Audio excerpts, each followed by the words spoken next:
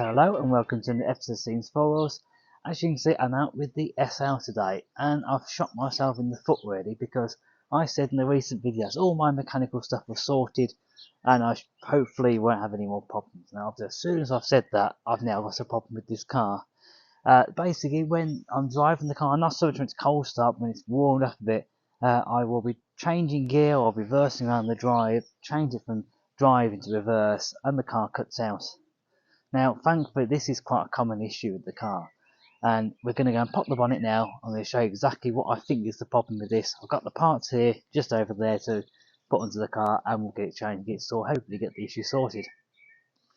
Now, of course, I've forgotten that the bonnet release is on the passenger side in this car.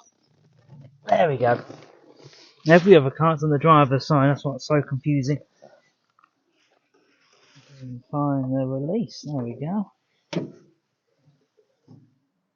Okay, so here we have our engine. This is the 3.8 litre V8, and this is the issue here. Now, this is the distributor cap, and if you're not too familiar what this does, you basically have your central power coming in, and it basically goes into this middle bit here, and basically divides the power up. There's a little rotor arm which you'll see we're going to replace as well. Just in here, it spins around, it basically sends power out through these leads, and that then goes into the spark plugs. So obviously you've got some of these that go over here to one bank of cylinders, and then obviously you've got the other bank of cylinders over here as well. So this is what we're going to be changing today. So first job we're going to do is try to remove this. Now there is two screws either side. In fact, you can see there's a little bit of mark on there. Someone's already been trying to mess around with that side. The cap itself looks a bit dirty, it looks a bit greasy. Doesn't necessarily mean there's anything wrong with it, but you'll find out. The only way really find out is actually taking a look at the connections on the inside. So you put your positive screwdriver in, and you push down and basically twist. Now that's all you have to do. So I'm going to leave the wire connected for now, and the reason for that we'll come to. A little bit more tricky to see what I'm doing. I think I'll have a go on the other side.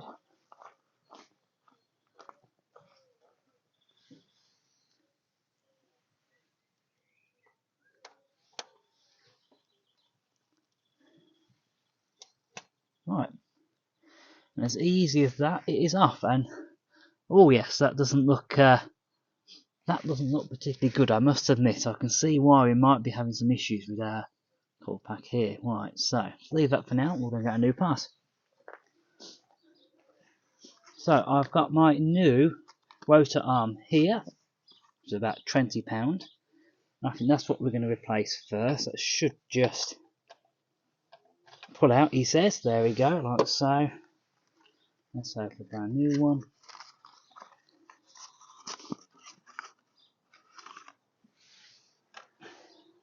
And yes, you can clearly see there's a bit of a difference there between the new one and the old one. Now I can start to understand why we're having issues. Obviously the contacts here weren't very good, so we'll put that on the right way. There is a little connect to it, obviously, little indent which goes onto there. I want to drop it deep down. There we go, that slots down there. There's a little protective cover as well. And now we can look at actually fitting out a new one, and then we can swap the wires over. Now, as you can see, I've gone for a like-for-like part. As you can see, they're pretty much the same. Obviously, this one's a little bit cleaner. And we can actually see underneath again just how much all these little connectors, that little connector on the outside here, how much of a difference there is between these nice and shiny and those which are dull. Now, you can possibly clean this up. But actually for the time and the energy it takes, you might as well buy a new one. So the rotor arm's got £25, this was about just over 50 quid. So let's put this on first of all. Just basically do it in reverse, put that in, and then these little things, you can see they rotate around, so you're not actually unscrewing or screwing anything, you're just literally turning it with the screwdriver. So let's go and get that put on first of all. So now it's the quite simple job of swapping the wires over. Now I have checked the wires over before I did this, and they all look quite good condition. So I'm hoping you should be right. Now in terms of, they have to go in a particular order. Now the reason why I've left this on, I've left the wires on, is so that I can actually see what order they go in. It's nice and easy. I'm just going to place them like for like, because obviously one that goes on here will go on this one would go on this one, that one will go on that one, and hopefully we go around, obviously the centre one goes on the centre one. So what we have to do now is remove these and put these onto here, and again, let's have a look at the connections.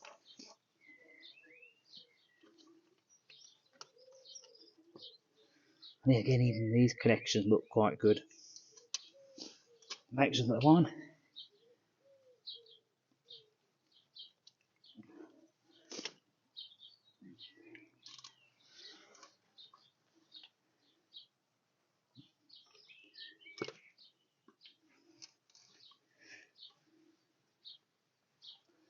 I'm going to keep a little bit of an eye on how these are all fed through, because I might have to, like this one here goes through and around. I think if I remove that one, put it onto there, then remove this one and feed it through to over there. The rest of these should all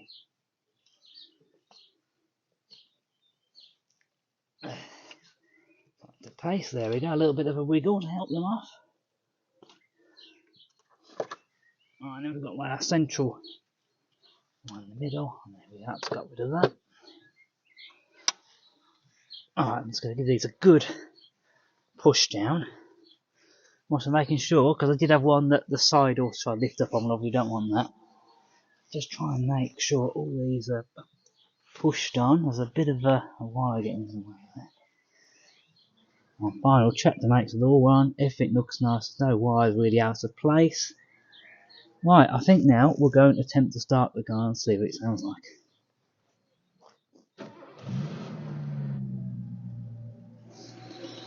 Well, that is an absolute result. This car sounds so much nicer. It was making a knocking noise before. Sounds so much nicer and smoother and a bit cleaner than it did before. Well, that is a result. For £70, this car now sounds so much better than it did before. Before we even went, I'd always say leave it 5 minutes to warm up, because there's a sort of knocking sound on it. Then you got a little bit woofy and stuff, but that sounded silky smooth on the side. That's why I was like, oh, okay, that's a bit different.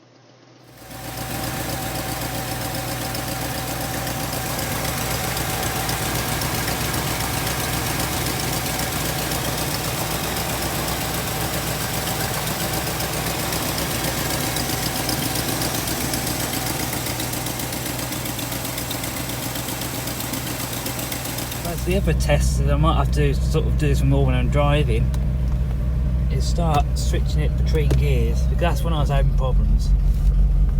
They changed note there, and even when I came back from driving, it would be, there's a bit of a note change there when I go between obviously park and drive and neutral and all that. Actually, it does sound, somewhere maybe it's like I've got an issue with that at the moment. It does sound so much smoother. More so when the engine was warm. It's not very warm at the moment. It would sound a bit, the revs would fluctuate just a little bit. So I think I'm going to call this a result at the moment. Oh no, there this light's gone out again. Okay, that's the result, that is. There you go, I fixed 2 problems in one there. So hopefully that's this issue with the SL sorted out. I'll have to keep you updated. There's also some other bits and pieces. I'm just waiting for some parts to come at the moment, and some bits and pieces that we're going to get sorted. So that'll be some nice videos coming up. So it's going to be goodbye from me, goodbye from the SL, and we will see you next time. Goodbye.